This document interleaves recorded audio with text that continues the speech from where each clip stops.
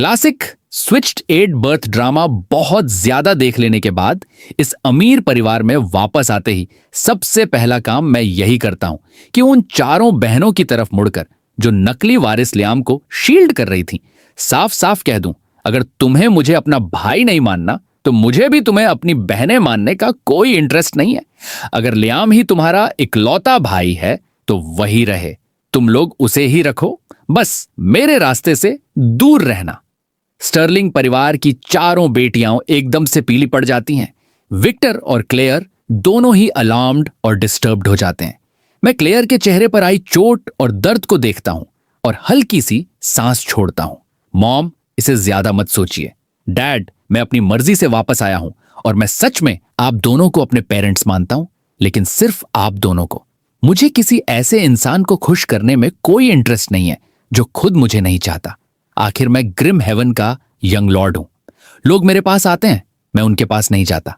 कब से मैं अपनी प्राइड निगलकर किसी की अप्रूवल के लिए तरसने लगा। डेमन के शरीर को संभालने का मतलब है कि अब मैं उसकी फेट भी शेयर करता हूं।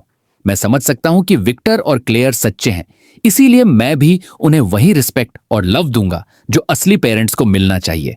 बाकी लोगों के बारे में देखा जाएगा। अचानक एक सिसकी सन्नाटे को तोड़ देती है।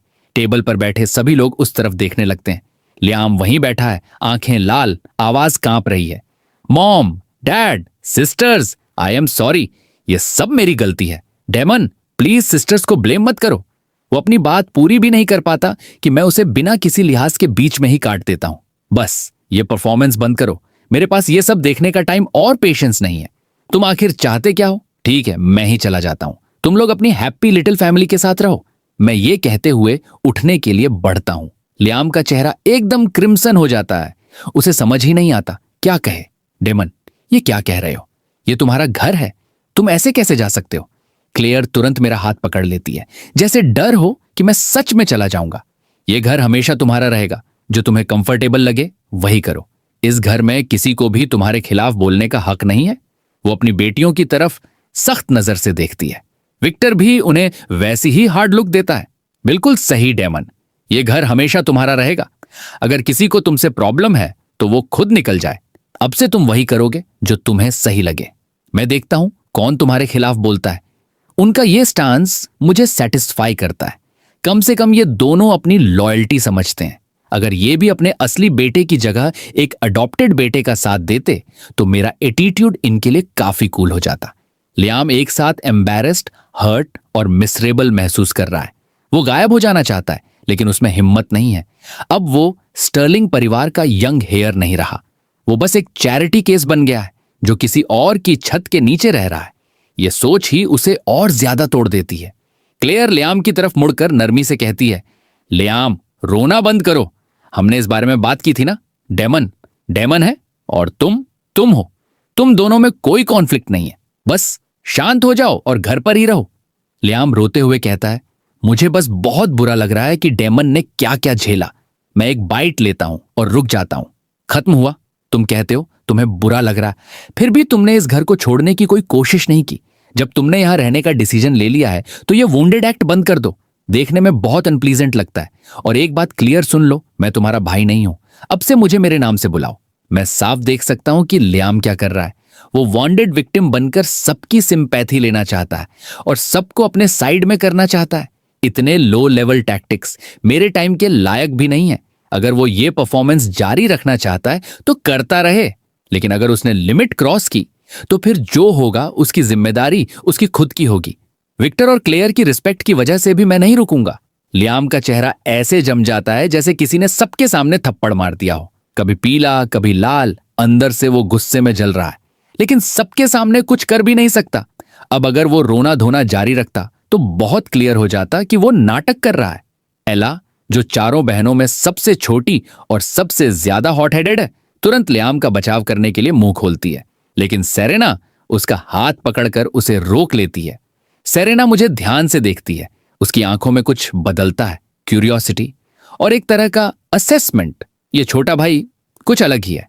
Welcome back home. मॉम और डैड बिल्कुल सही कह रहे हैं। ये घर हमेशा तुम्हारा रहेगा। जो तुम्हें सही लगे वही करो। तुम्हें किसी और की फीलिंग्स की चिंता करने की जरूरत नहीं है। आज जो हुआ वो हमारी गलती थी। हमें लगा था तुम और डैड इतनी जल्दी नहीं आओगे, इसीलिए हम सब बाहर चले गए थे। प्लीज इसे गलत मत समझना। हम सच में खुश हैं कि तुम वापस आ गए। मैं उसकी तरफ एक नजर डालता हूं और कुछ नहीं कहता। अपनी बड़ी बेटी को बोलते देख विक्टर का एक्सप्रेशन थोड़ा शांत होता है। वो स्टाफ को इशारा करता है कि अगला कोर्स लाया जाए। किचन को आज हर तरह का खाना बनाने को कहा गया था, क्योंकि किसी को नहीं पता कि मुझे क्या पसंद है। वैसे डैड, डेमन कहाँ बड़ा हुआ, और जिन्होंने उसे पाला उनका क्या? आगे इस बारे में क्या करना है? सेरेना ऐसे पूछती है जैसे बस यूं ही ख्याल आया हो। फिर वो नोटिस करती है कि विक्टर का एक्सप्रेशन बदल गया है। डैड, आप चुप क्यों हो गए? क्या कुछ ऐसा है जो आप बताना नहीं चाहते? अब हम सब एक फैमिली हैं। डेमन से जुड़ी हर बात हम सबकी बात है। छुपाने की जरूरत नहीं है। लगता है ये डिनर शांति से खत्म नहीं होगा। अगर जानना है तो मुझसे सीधे पूछो। मैं नैपकिन से अपने होंठ साफ करता हूं और बोलता हूं, मुझे बचपन में एक बूढ़े ताओवादी मास्टर ने अपनाया था। मैं एक टूटे फूटे मंदिर में बड़ा हुआ। वो एक सुनसान पहाड़ पर था, हालत खराब, बहुत कम लोग आते थे। मैं और मेरे मास्टर मुश्किल से अपना पेट भर पाते थे। मैं कभी किसी रियल स्कूल में नहीं गया। मेरे मास्टर ने ही मुझे पढ़ना लिखना सिखाया। बचपन में मैं बहुत कम ही उस पहाड़ से बाहर गया। मेरे मास्टर का 3 महीने पहले बुढ़ापे से निधन हो गया। उसके बाद मैं उस मंदिर में अकेला था। हाल ही में डैड ने मुझे ढूंढा और घर ले आए। मैं थोड़ी देर रुकता हूं, फिर जोड़ता हूं, अब वो मंदिर बंद हो चुका है। उसे चलाने वाला कोई नहीं बचा। लेकिन अगर मैं कभी वापस जाना चाहूं तो जा सकता हूं। मैं खुद संभाल लूंगा।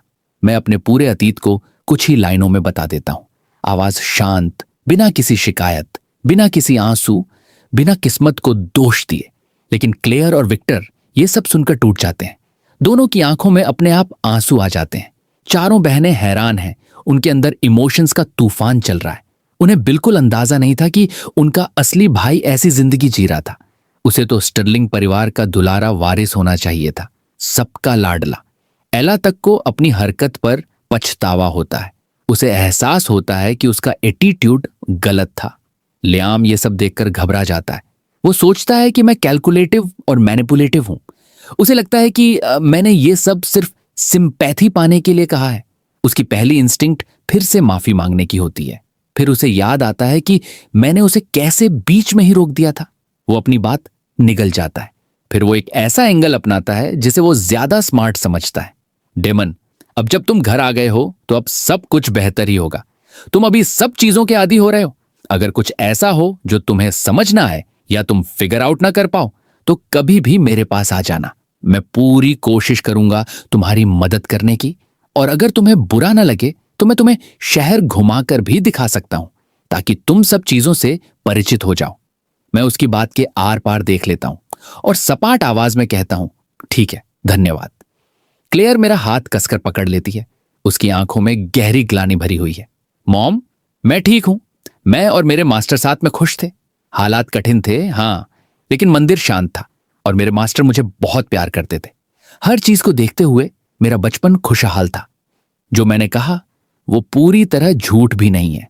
असली डेमन उन सालों में खुश ही था, चाहे मंदिर की जिंदगी कितनी भी कठिन क्यों ना रही हो।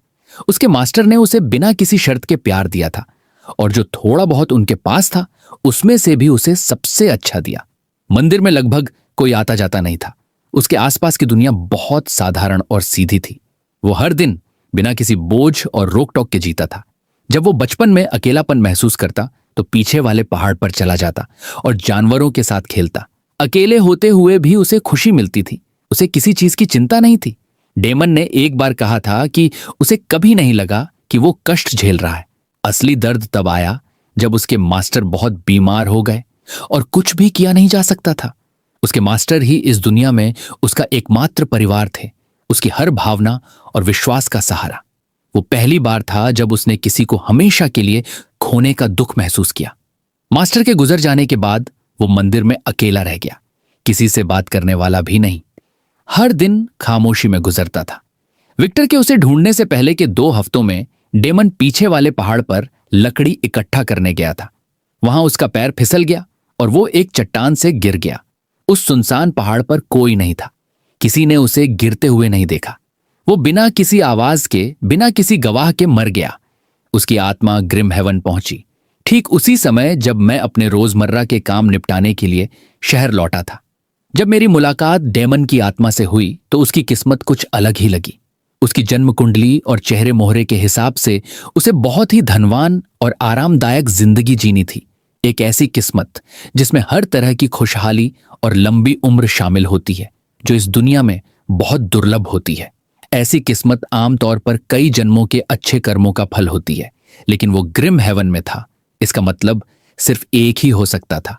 उसकी मौत गलत तरीके से हुई थी और उसकी असली किस्मत किसी और की वजह से बीच में ही खत्म कर दी गई थी। उसी समय ग्रिम हेवन में भी कुछ गंभीर समस्याएं चल रही थीं। मुझे खुद नश्वर दुनिया में आना जरूरी था, तो मैंने डेमन की आत्मा से एक सीधा सौदा किया। मैं उसकी पहचान उधार लेकर इस दुनिया में अपना काम करूंगा। बदले में हम दोनों को वो मिलेगा जो हमें चाहिए। और इसी तरह मैं यहां पहुंचा, स्टर्लिंग परिवार में ये सब जीते हुए। हालांकि अगर मैं ये सब उन्हें बताऊं तो उनमें से कोई भी यकीन नहीं करेगा, खासकर विक्टर और क्लेयर तो बिल्कुल नहीं। जो मैंने अभी कहा उसे सुनकर अब वो और भी ज्यादा यकीन करने लगे हैं कि मैं एक समझदार और दयालु बच्चा हूं। उन्हें लगता है कि मैंने ये सब सिर्फ उन्हें बेहतर महसूस कराने के लिए कहा। दोनों अंदर ही अंदर दुखी हैं। उनका बेटा एक समृद्ध जिंदगी में पैदा हुआ था, लेकिन 1 दशक से ज्यादा समय तक उनसे दूर रहा और ऐसी मुश्किलें झेलीं जो उसे कभी नहीं झेलनी चाहिए थीं। दोनों ने मन ही मन ठान लिया कि वो इसका बदला 10 गुना करके चुकाएंगे। टेबल पर माहौल भारी हो जाता है। हर कोई अपने अपने उलझे हुए विचारों में डूबा है। स्टर्लिंग परिवार की चारों बहनें भी शांत हो गई हैं, सिर झुकाकर चुपचाप खाना खा रही हैं। अब उनकी तरफ से कोई परेशानी नहीं है। विक्टर और क्लेयर पूरा ध्यान मुझ पर लगाए हुए हैं। हर थोड़ी देर में वो पूछते हैं कि खाना मेरे स्वाद के हिसाब से है या नहीं। डेमन, तुम्हें कौन सा डिश सबसे ज्यादा पसंद आया? क्या तुम सूप लोगे? मॉम तुम्हें परोस दे? लियाम उनके पास बैठा है, लेकिन उसके चेहरे पर साफ दिख रहा है कि वो कितना मायूस है। एला कई बार उसके लिए कुछ कहने की कोशिश करती है, लेकिन हर बार जैसे ही उसकी नजर मुझ पर पड़ती है, असली भाई पर उसे मेरी बातें याद आ जाती हैं और उसके शब्द गले में ही अटक जाते हैं। मैं बस आराम से खाना खाने पर ध्यान देता हूं, लेकिन स्टर्लिंग परिवार के लिए यह दृश्य कुछ और ही मतलब लेने लगता है। क्लेयर मुझे नम आंखों से देखती है। उसका दिल इतना नरम हो चुका है कि जैसे दर्द होने लगे। एक नजर में ही उसे समझ आ जाता है कि मुझे शायद ही कभी ऐसा खाना खाने का मौका मिला होगा। एक सुनसान पहाड़ पर टूटे फूटे मंदिर में रहने वाला हालात खुद ही सब बता देते हैं। रोज पेट भर खाना मिलना ही बड़ी बात थी। अच्छा खाना तो कभी जिंदगी का हिस्सा ही नहीं था। क्लेयर मन ही मन फैसला कर लेती है कि अब से वो हर दिन मेरे लिए कुछ नया और स्वादिष्ट बनाएगी। डिनर के बाद सभी बच्चे आज्ञाकारी तरीके से लिविंग रूम में बैठ जाते हैं। विक्टर इसे उस बेटे के साथ बॉन्डिंग टाइम कहता है जो अभी अभी घर लौटा है। मैं लिविंग रूम के बीचों बीच रखे बड़े से लेदर सोफे पर आराम से बैठ जाता हूं और सामने लगे बड़े फ्लैट स्क्रीन टीवी को ध्यान से देखने लगता हूं। डेमन, तुम्हें टीवी देखना इतना पसंद है? क्लेयर मुस्कुराते हुए पूछती है। मैं उत्साह से सिर हिलाता हूं। यह टेलीविजन बहुत अद्भुत है, स्टेज पर होने वाली किसी भी चीज से ज्यादा मनोरंजक। काफी समय हो गया है जब मैंने आखिरी बार नश्वर दुनिया में कदम रखा था। मैंने नहीं सोचा था कि ये इतनी बदल चुकी होगी। अभी मुझे ऐसा लग रहा है जैसे कोई गांव का लड़का पहली बार शहर आया हो। क्लेयर मुझे देखती है और उसकी आंखें फिर से नम हो जाती हैं। उसका बेचारा बेटा इतना बड़ा हो गया, फिर भी उसने कभी सही से टीवी तक नहीं देखा। तभी प्रोग्राम के बीच में ऐड आ जाते हैं। क्लेयर तुरंत रिमोट उठा लेती है। डेमन, मॉम तुम्हारे लिए कुछ और लगा देती है। जो ड्रामा तुम देख रहे थे वो आज के लिए खत्म हो गया है, चलो दूसरा चैनल देखते हैं। मैं सहमति में सिर हिलाता हूं। क्लेयर चैनल बदलती है और एक फैमिली ड्रामा पर रुक जाती है, लेकिन कुछ ही पलों में पूरे कमरे में अजीब सी खामोशी छा जाती है। पास बैठे लियाम का चेहरा लाल हो जाता है। उसकी आंखों में शर्म और अपमान साफ झलक रहा है। कितनी अजीब टाइमिंग है। जो ड्रामा चल रहा है वो भी स्विच्ड एट बर्थ की कहानी है। 2 बच्चे जन्म के समय बदल जाते हैं और आज का एपिसोड वही है जिसमें असली वारिस को आखिरकार ढूंढ लिया जाता है। क्लेयर स्क्रीन को देखती रह जाती है। कहानी उनकी खुद की स्थिति से लगभग मेल खाती है। अजीब सा माहौल बन जाता है। असली बेटा घर आता है, लेकिन गोद लिया हुआ बेटा भी वहीं रहता है। माता पिता उसे जाने नहीं देते, बल्कि पहले से भी ज्यादा प्यार करते हैं। गोद लिया हुआ बेटा जैसे खजाना बन जाता है और असली बेटे को नजरअंदाज किया जाता है। कमरे में भारी खामोशी छा जाती है और तभी मैं बोलता हूं, अजीब है ना, कोई अपने ही बच्चे से ज्यादा किसी गोद लिए हुए बच्चे को कैसे तरजीह दे सकता है। हाँ, साथ बिताए सालों से लगाव बनता है, ये इंसानी बात है, लेकिन उसके लिए अपने ही बच्चे को दुख देना, ये समझ से बाहर है। मैं बार बार सिर हिलाता हूं, जैसे सच में हैरान हूं। विक्टर और क्लेयर दोनों समझ जाते हैं कि मैं किसी पर तंज कस रहा हूं, लेकिन वो साबित नहीं कर सकते। आखिर उन्होंने लियाम को घर से नहीं निकाला और ना ही उसके साथ पक्षपात किया है।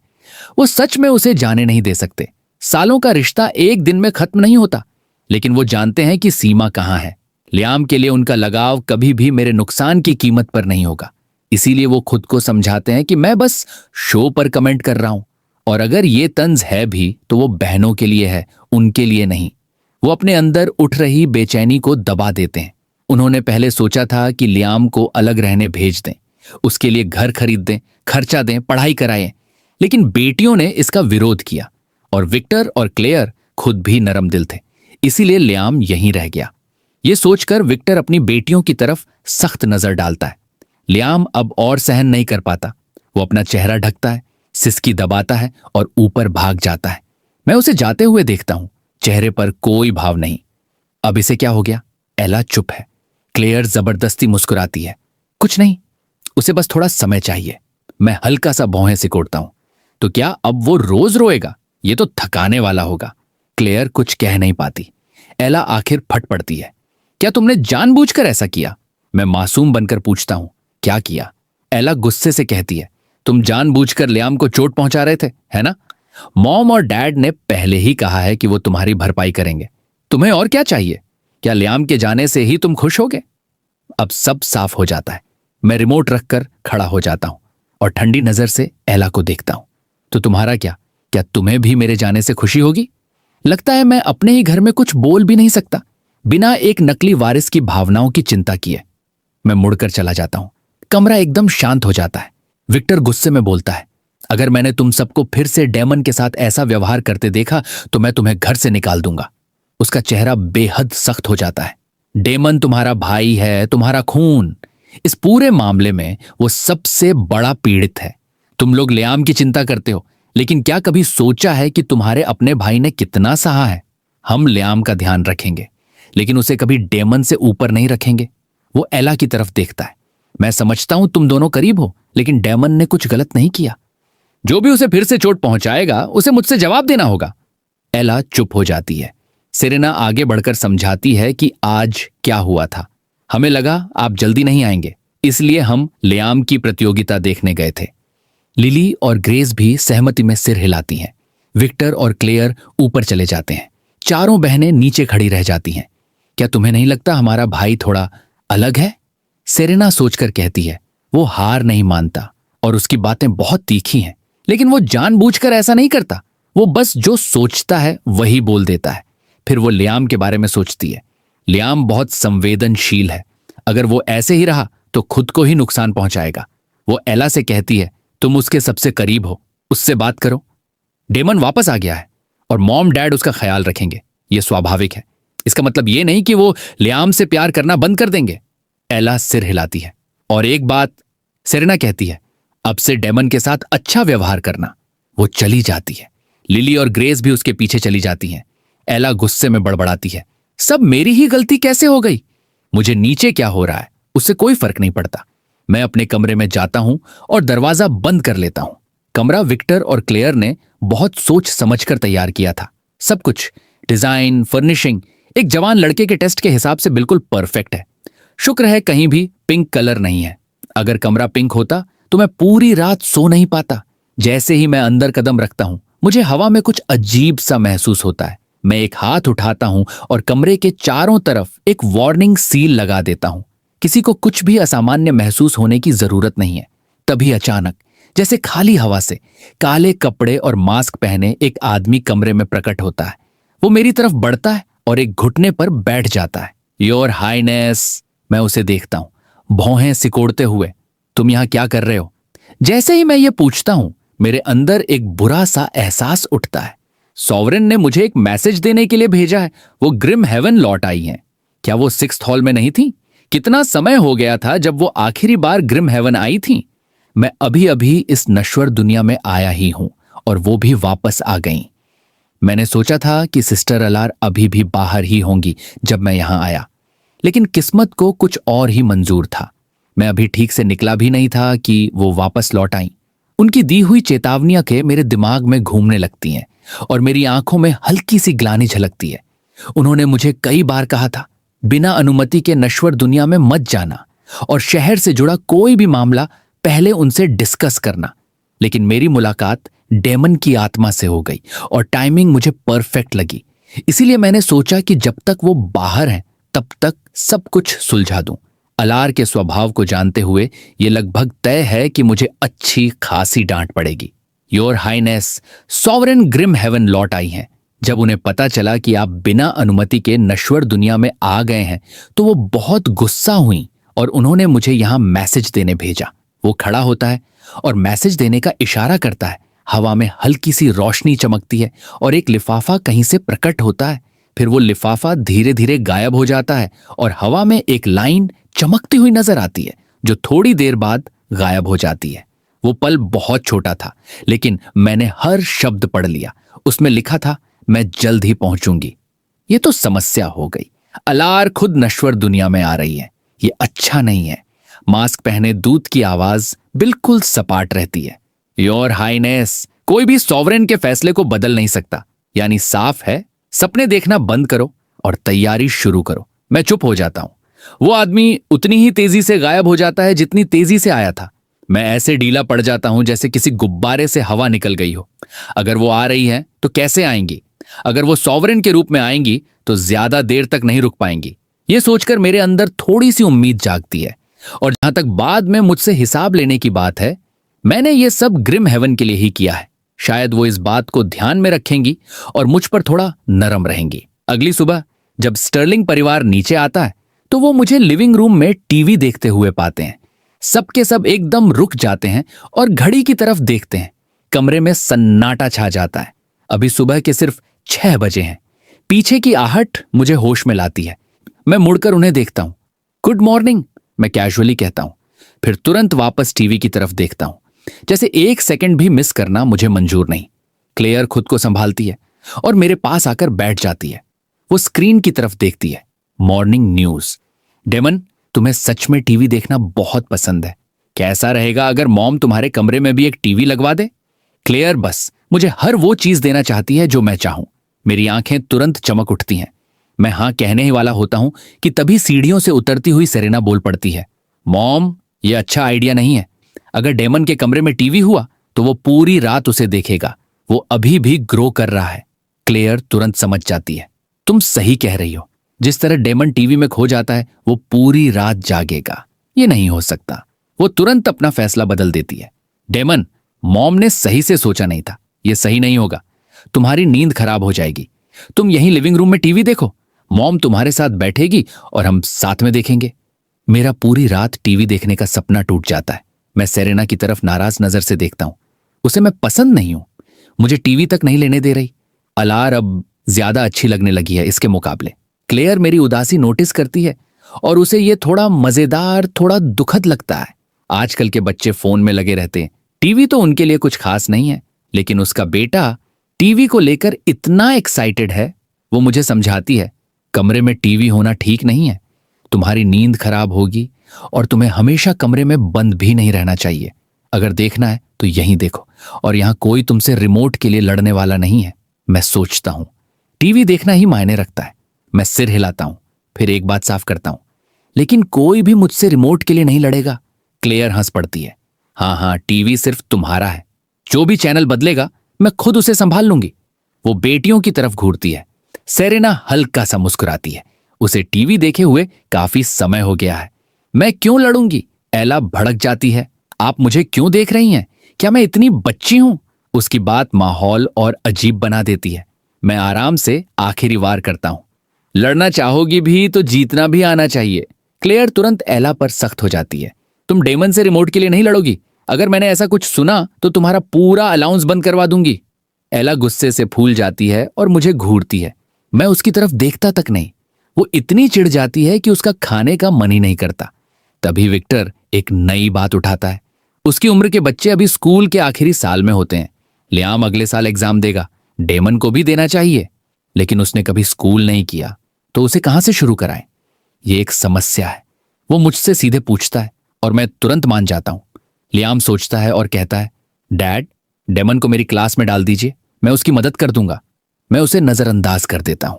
विक्टर सोच में पड़ जाता है।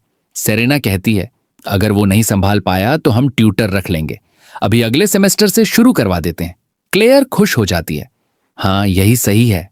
डेमन, तुम पहले आराम से सेटल हो जाओ, फिर ये तीनों तुम्हारी मदद करेंगी। सेरेना मान जाती है। लिली और ग्रेस भी सिर हिलाती हैं। एला समझ नहीं पाती कि खुश हो या नाराज। मैं मना करने वाला था, लेकिन क्लेयर को खुश देखकर चुप हो जाता हूं। लियाम चुपचाप बैठा है। उसके अंदर दर्द छुपा हुआ है। ये स्विच्ड चाइल्ड वाली कहानी अब सबको पता है।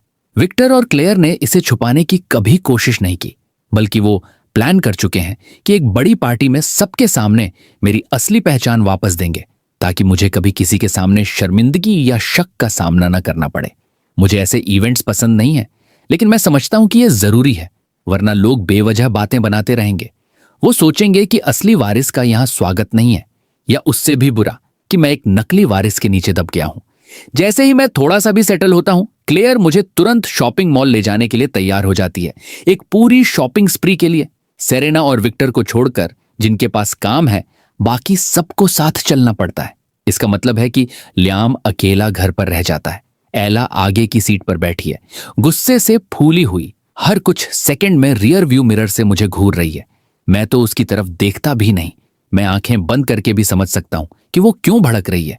लियाम खुद नहीं आया, क्या मुझे जाकर उसे मनाना चाहिए था? जब हम मॉल की पार्किंग में पहुंचते हैं, एला खुद ही कार पार्क करने की बात कहती है। लिली और ग्रेस, क्लेयर और मेरे साथ अंदर चली जाती हैं। हम मॉल के अंदर जाते हैं और शॉपिंग शुरू करते हैं। क्लेयर मेरा हाथ पकड़कर चल रही है।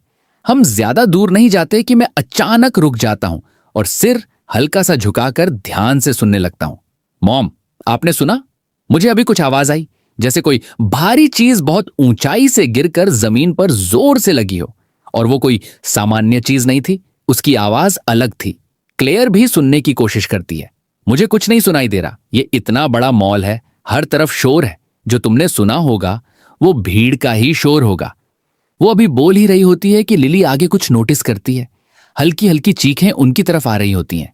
मॉम, आगे कुछ हो रहा है। मेरी आंखें तेज हो जाती हैं। मैं तुरंत पीछे हाथ बढ़ाकर क्लेयर का हाथ पकड़ लेता हूं।